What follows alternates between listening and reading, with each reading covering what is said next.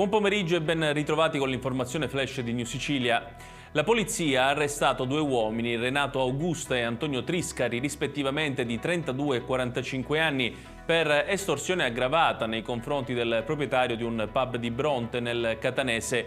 I due, tra il giugno 2021 e il maggio 2022, si sarebbero presentati come soldati di un sodalizio di stampo mafioso operante a Bronte e avrebbero riscosso mensilmente varie somme di denaro a titolo di protezione mafiosa.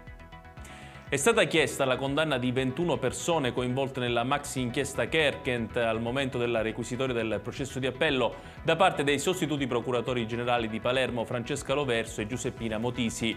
L'operazione svolta dalla DIA aveva fatto luce con il blitz scattato il 4 marzo del 2019 sulla presunta scalata al vertice della famiglia mafiosa di Agrigento del boss Antonio Massimino, tornato operativo dopo 2 condanne. I magistrati hanno chiesto la conferma delle 19 condanne decise in primo grado, oltre a un aumento di pena per Massimino da 20 a 22 anni.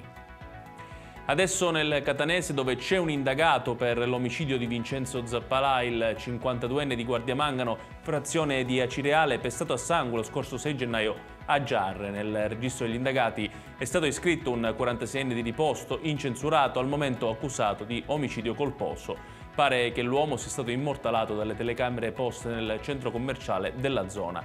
La pista seguita al momento dagli inquirenti è quella passionale. Circa 44 kg di marijuana sono stati sequestrati dalla polizia nel Ragusano durante un'operazione antidroga condotta da agenti della squadra mobile della Questura e del Commissariato di Vittoria. Gli investigatori hanno arrestato un 45enne proprietario dell'immobile sulla Provinciale che collega Vittoria e Scoglitti, dove sono stati trovati 20 involucri che contenevano la sostanza stupefacente. La droga, se immessa sul mercato, avrebbe fruttato circa 300.000 euro. Ed è tutto per questa edizione. Il prossimo appuntamento col TG Flash alle ore 18.